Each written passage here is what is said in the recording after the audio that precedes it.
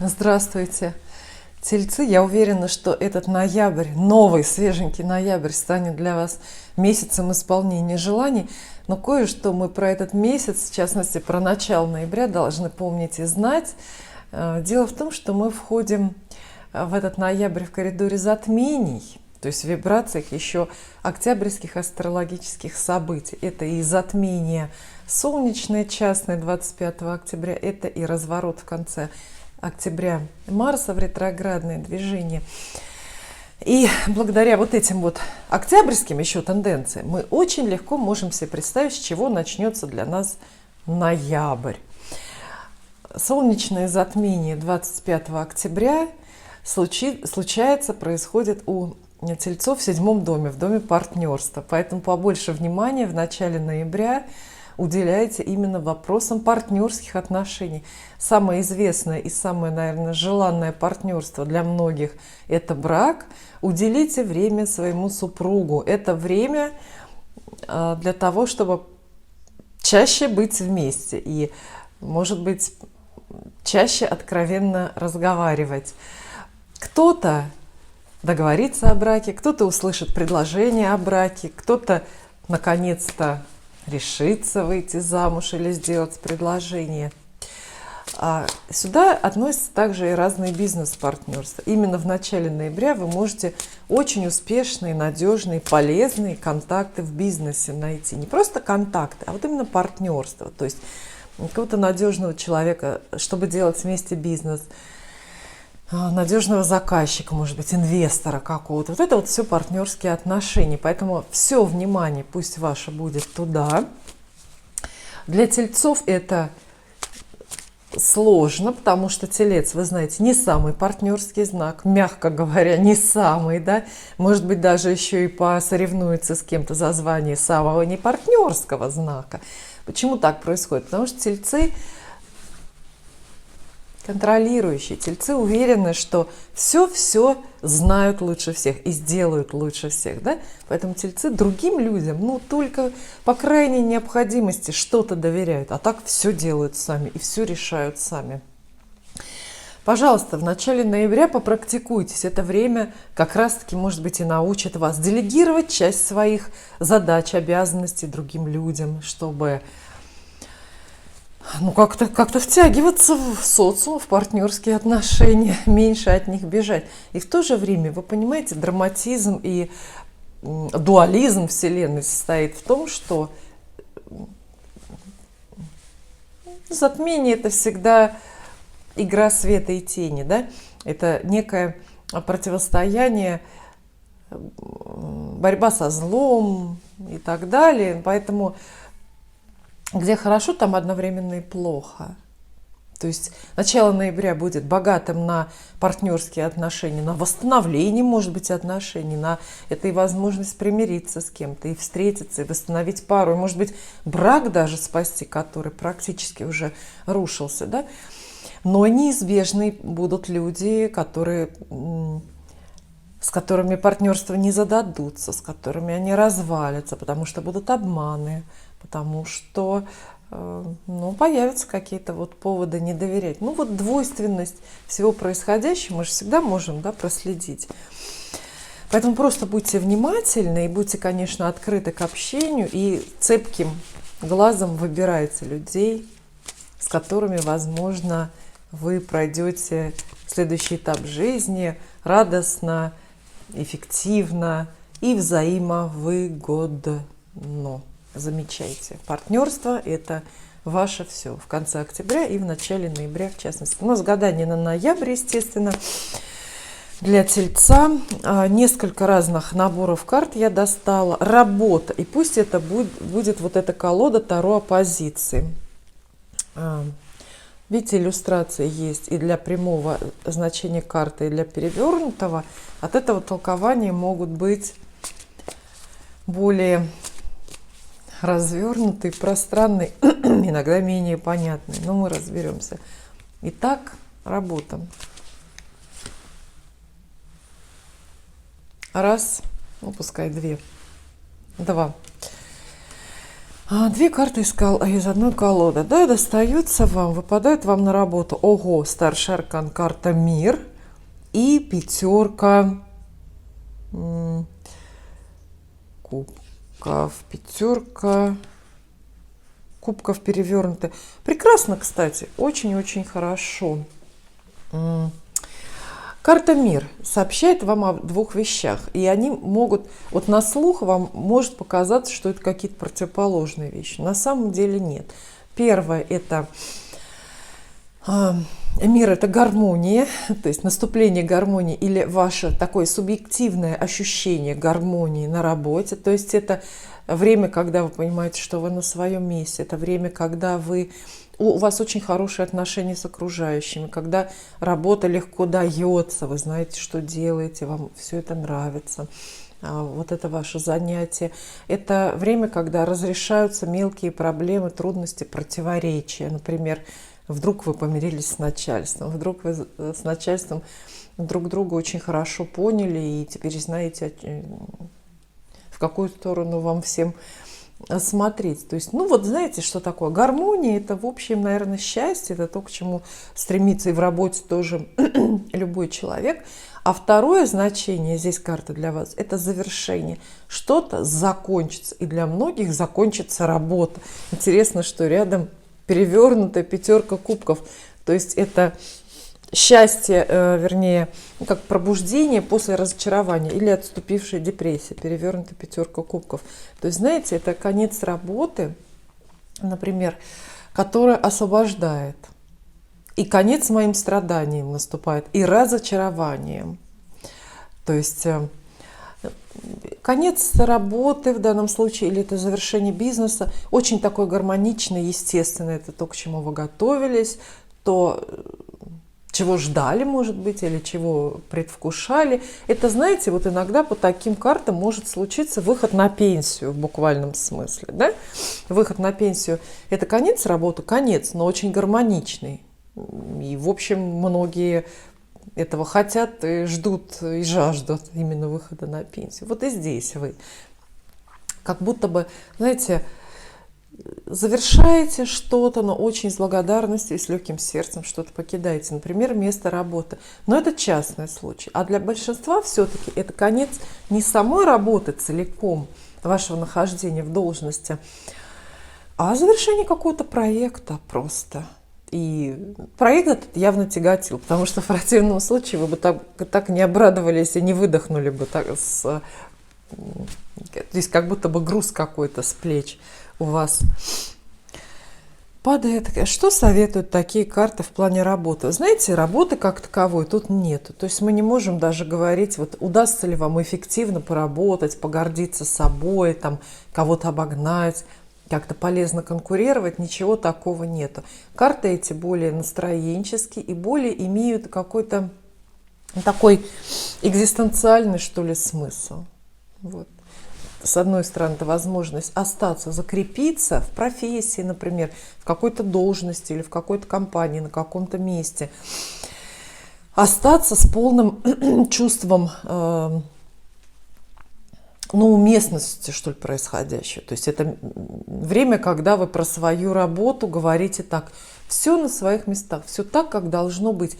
И это, кстати, касается и конца работы, и освобождения. То есть если вы даже уходите в это время с работы, вы все равно не ропщите и не нервничаете. Вы говорите: ну и слава богу, и значит так и должно быть. Значит, это все очень правильно и очень вот так вот по судьбе. А перевернутая пятерка кубков как будто бы вдыхает в вас новую жизнь и какое-то легкомысленное, знаете, такое вот бодренькое настроение. Прежде вы сидели и тосковали, и были страшно разочарованы. Вот она прямая, это имеет плохое значение, эта карта, да? Вот вы здесь тоскуете, а тут вдруг раз, как будто бы из темного царства выходите на свет. То есть так может выглядеть, в принципе, и начало новой работы, да, если у вас такой вопрос к вашему ноябрю, начало новой работы, тогда конец это вашей безработицы или конец вашему какому-то мучительному выбору, там, где и когда работать и кем, и на какие предложения соглашаться. И тоже, в общем, хорошее настроение. Хотя, повторюсь, напрямую карты эти новую работу не обещают ни в коем случае. Здесь нет каких-то крупных жезлов, которые вот чаще всего как раз про это говорят. Нет. Карты эти призывают вас очень гармонично и философски принимать вот перемены, которые у вас с работой случаются, если даже это конец вашей работы. Скорее всего, так это и будет. И гармонично себя вести — это не время, чтобы воевать, это время, чтобы, скажем так, оптимистично или робко надеяться на будущее. Давайте я достану сюда еще одну карту, потому что что-то более деятельное хочется, да? Что-то более активное. Это же наш расклад, и мы сами решаем, сколько карт достать, на какую тему, чтобы у нас не оставалось вопросов. Еще одна третья карта тельцам на работу. Так, это вам выпадает двойка жезлов. Но в целом немножко полегче становится. Двойка жезлов говорит все-таки о каких-то подвигах или свершениях. Хотя здесь, наверное, не итог, а процесс. То есть стараться. Это совет вам на работе или в работе стараться. Выкладываться, настаивать на своем, настаивать на том, что вы лучше. И не торопиться, скорее думать. И в некоторых случаях ждать, но не выступать вперед. То есть карты исключают необдуманные поступки. Лучше к вашим, не знаю, вершинам профессионального мастерства или к вершинам бизнеса лучше двигаться здесь, конечно, медленно и очень умно, рационально, рационализировать свои вот эти усилия. Кстати, на тему рационализации я забыла вам сказать, что в конце октября разворачивается Марс в ретроградное движение. И это, безусловно, время для пересмотра жизненных целей и средств для их достижения. Вот как раз про это, собственно, и двойка жезлов говорит. То есть, может быть, ваши цели в бизнесе легче или правильнее будут достигаться какими-то другими средствами, какими-то другими путями. Сложное время для работы. В целом, я так скажу, оно не грустное. Здесь нет каких-то очевидных явных крахов или потерь. Но думать о работе придется много. Вот так. Не обязательно придется много работать, а думать больше о работе придется. Далее деньги. Давайте уже тогда другие карты возьмем, что ли. Может быть, которые будут более добрые к тельцам. Это Таро Мухи. Про деньги. Советы, предсказания, указания, пророчества о деньгах тельцу. Раз, два, двух будет достаточно. Ну что ж, если денег достаточно, то и работа, в общем-то, становится не нужна. Шестерка жезлов и карта влюбленные вам выпадают. Ну вот в деньгах, в общем-то, время победоносное. Шестерка жезлов описывает какой-то заметный успех, заметный, официально закрепленный на каком-то официальном уровне повышение зарплаты, ваши какие-то очень такие окупаемые, эффективные усилия в бизнесе, это получение разных премий, подарков, наград, особенно если мы гадаем на деньги, то особенно здесь желательно, конечно же, денежная премия. Шестерка жезлов – это может быть и выгодная сделка, и причем это выгода, которую заметят все, и все скажут: ох, как ты выгодно там что-то продала или купила. Карта эта очень активная, она приветствует такие победительные настроения. То есть тельцам нужны победительные настроения в отношении собственных денег. Долой апатию, прокрастинацию и лень. Давайте заниматься активно денежными какими-то делами и такими, которые все должны замечать. То есть, знаете, вот шестерка жезлов практически исключает тайные денежные дела. Вернее, она про них ничего не говорит. Она вот как раз успех тайных денежных дел не обещает. Только явное, только то, чем вы сможете похвастаться и за что вас могут похвалить. Рядом карта влюбленные, просто в целом такая крупная, это старший аркан, просто всегда хорошая карта, которая обещает много разных вещей, но в первую очередь выбор. То есть вас ждет какой-то выбор, связанный с деньгами. Выбор: вложить, не вложить, купить, не купить, инвестировать, не инвестировать. И выбор этот будет судьбоносный, и вы будете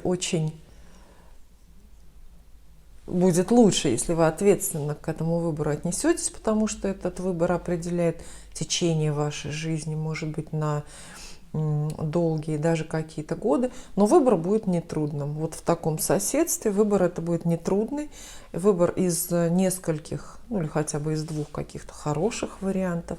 И вообще очень много воодушевляющих событий, связанных с деньгами, будет у тельцов. Это и найдется новая высокооплачиваемая работа, например.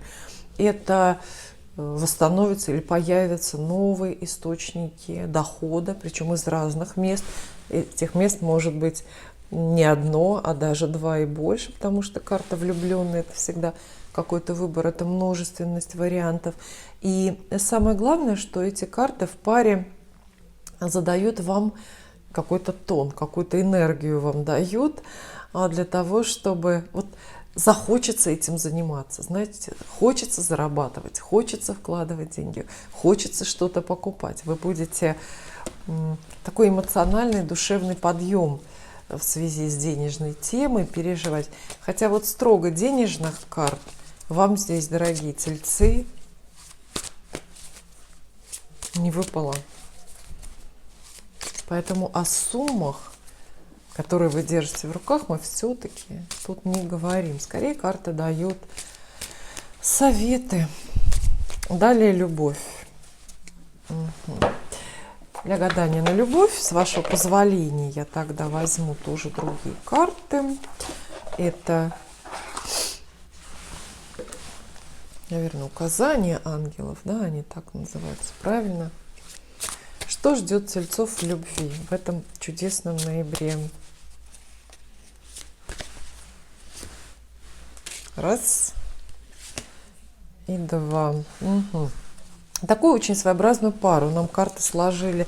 Две карты, обе можно расценить как фигурные. Это королева кубков и карта Иерофант. На что мы первое обратим внимание? На то, что это мужчина и женщина очень разные, в очень разном статусе. Может быть, в социальном статусе, может быть, в разном возрастном, но самое главное, эмоциональном. То есть карты описывают мезальянс, отношения, в которых вложения партнеров не равны. Женщина любящая, романтически настроена, а мужчина скорее обличающий и холодный, более склонный выбирать платонические отношения. Но все-таки отношения. Мне больше всего нравится, что это пара. Образовалась пара. То есть карты торопятся вам сказать, что в этом месяце партнерства вы не останетесь одни. Будет у вас пара. Другое дело, что это за союз. Если вы женщина-телец, то это ваш портрет, королева кубков, а это ваша любовь. Это ваше сердце, наполненное вот такими романтическими переживаниями. Для многих женщин-тельцов это возможность именно влюбиться, пережить какие-то сильные вот эти вот романтические чувства. Возможно, почему влюбиться? Буквально полюбить.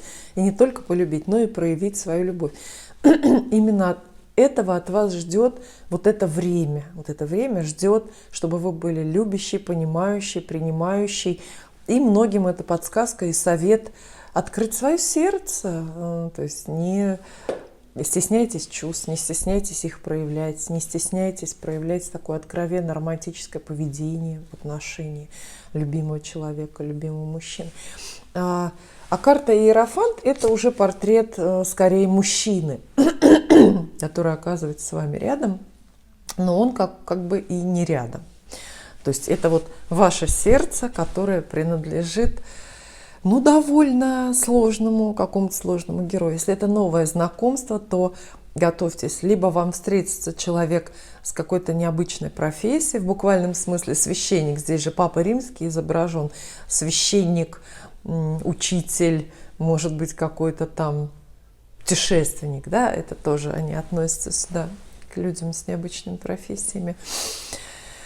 Если у вас уже партнерские отношения есть, то тогда вот эти две карты описывают расстановку сил в вашей паре, в вашем союзе. Расстановка сил такая. Мужчина физически может быть рядом, но эмоционально или духовно, ментально как бы удаляется, почему-то занимает роль учителя. Вот. А женщина, ну, просто... А женщина просто женщина. Говорит о любви, чувствует любовь и хочет любви в свой адрес. Новое знакомство, романтической карты обещают многим. Примирение, безусловно, потому что королева кубков, собственно, это карта примирений. Одна из, наверное, главная карта о примирениях. Вот. И ну, некоторый налет платоничности, что ли, какую-то дистанцию, какое-то неравенство. Это уже карта Иерофант за это говорит. Какие советы для вас? Ну, во-первых, да, в сердце впускайте любовь, не бойтесь ее показывать и о ней говорить. Вот. А мужчину рядом с вами уважайте и слушайте. Ну, многие сейчас на меня набросятся, не согласятся, да, потому что сейчас это не модно так говорить, давать девочкам такие советы. Слушай мужчину. Но здесь, может быть, это уместно, потому что какое-то его мнение такое будет очень ценное, как будто бы рядом с вами мужчина оказывается, который в кои-то веки оказывается мужчина, который действительно много знает, ну, на какую-то тему. И ваши домашние дела. Раз, два. Домашние семейные дела, ваш дом, квартира, недвижимость. Вам здесь выпадает двойка мечей и девятка жезлов. Вот в домашних делах и в каких-то бытовых или хозяйственных вы буквально один в поле воин. Вот есть такое выражение. На самом деле это выражение один в поле не воин, мы все знаем, да? А здесь наоборот, один в поле воин. Двойка мечей вам советует именно домашние дела, даже какие-то хозяйственные, решать только самостоятельно, не поддаваясь советам или даже не принимая от кого-то помощь. А девятка жезлов, карта подвигов и личной силы, она говорит, что очень многое может трудно даваться. Трудно даются дела, например, с оформлением недвижимости, трудно дается ремонт, трудно дается переезд, хотя смены дома здесь напрямую абсолютно для вас, конечно же, нету. Трудно могут даваться отношения с близкими, с какими-то людьми, с которыми вы делите дом и быт, и вам приходится закрываться, где-то быть неискренней, где-то даже немножко скрывать свои какие-то взгляды семейные, какие-то планы относительно дома. В общем, это время приветствует от тельцов такие, ну, знаете, очень-очень